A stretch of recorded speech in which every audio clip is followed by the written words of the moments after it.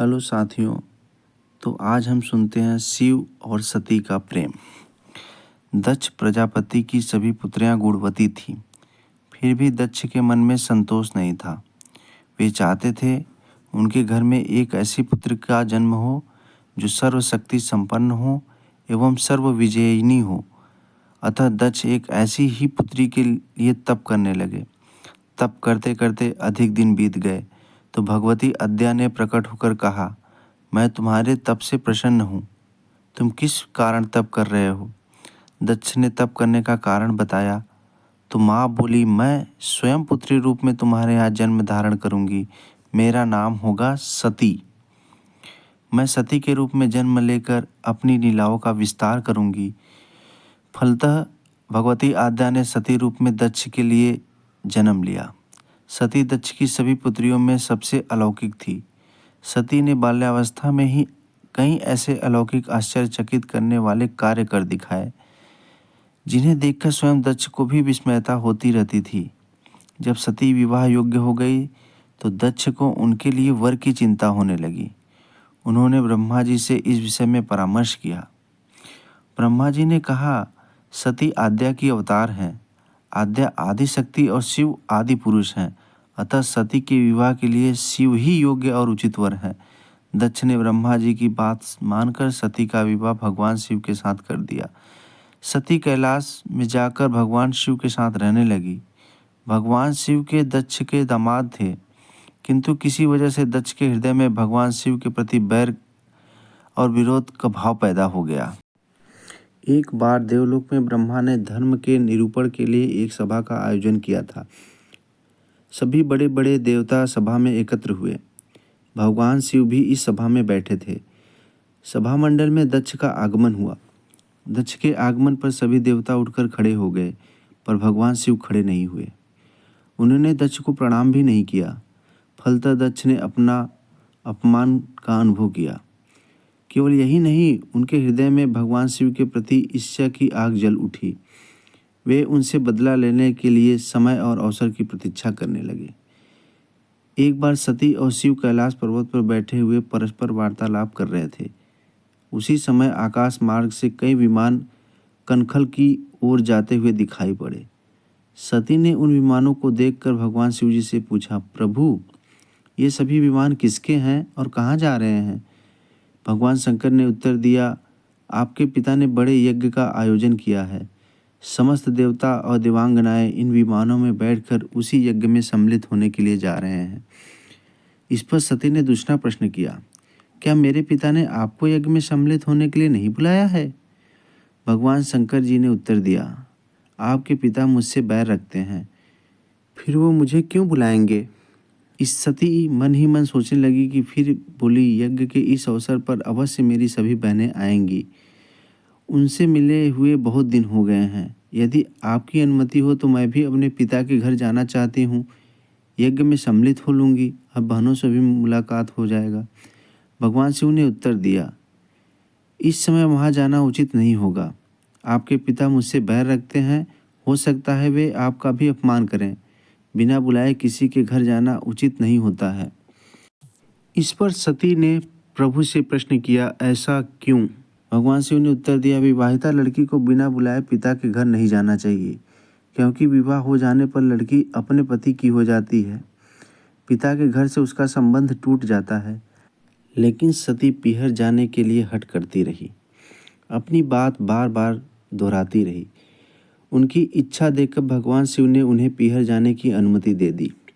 उनके साथ अपना एक गढ़ भी साथ में भेज दिया। उस गढ़ का नाम वीरभद्र था। सती वीरभद्र के साथ अपने पिता के घर गई। घर में सती से किसी ने भी प्रेम पूर्वक वार्तालाप नहीं किया। दक्ष ने उन्हें देखकर कहा, तुम यहाँ मेरा अपमान कराने आई हो? अपनी बहनों को तो देखो, वे किस प्रकार भांति भांति के अलंकारों और सुंदर वस्त्रों से सुसज्जित हैं। तुम्हारे शरीर पर मात्र बाघांबर है। तुम्हारा पति शमशानवासी और भूतों का नायक है।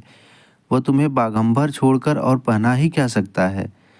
दक्ष के कथन से सती के हृदय में पश्चाताप का सागर उमड़ पड़ा।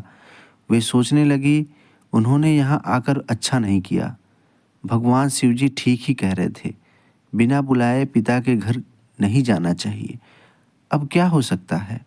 अब मैं जाऊं तो जाऊं कहाँ जाऊं? मैं यहाँ क्यों आ गई? पिता के कटु और अपमानजनक शब्द सुनकर भी सती मौन रही। वे उस यज्ञ मंडल में गई जहाँ सभी देवता और ऋषि मुनि बैठे थे तथा यज्ञ कुंड में धूं धूं करती जलती हुई अग्नि में आहुतियां डाली जा रही थी। सती ने यज्ञ मंडप में सभी देवताओं के तो भाग देखे, किंतु भगवान शिव का भाग नहीं देखा।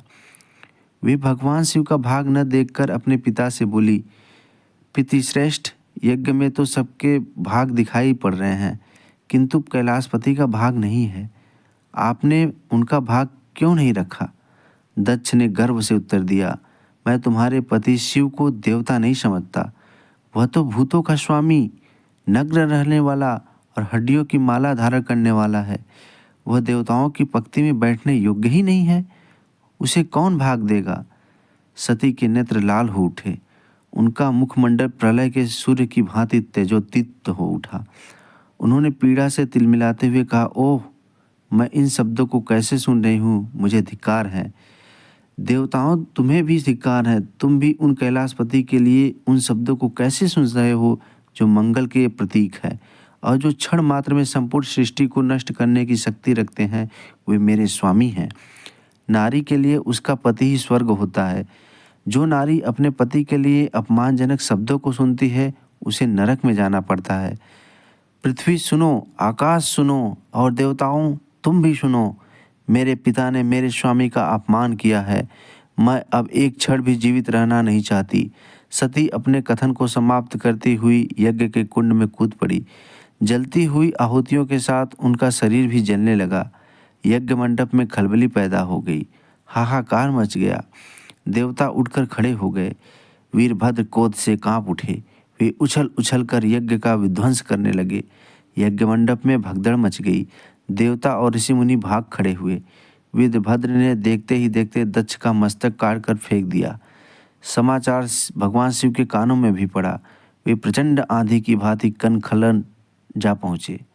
सती के जले हुए शरीर को देखकर भगवान शिव ने अपने आप को भूल गए। सती के प्रेम और उनकी भक्ति ने शंकर के मन को व्याकुल कर दिया। उन शंकर के मन को व्याकुल कर दिया जिन्होंने काम पर भी विजय प्राप्त की थी, जो सारी सृष्टि को नष्ट करने की क्षमता रखते थे। वे सती के प्रेम में खो गए, बेसुध हो गए। भगवान शिव ने उन्मत्त की भांति सती के जले हुए शरीर को कंधे पर रख लिया। वे सभी दिशाओं में भ्रमण करने लगे।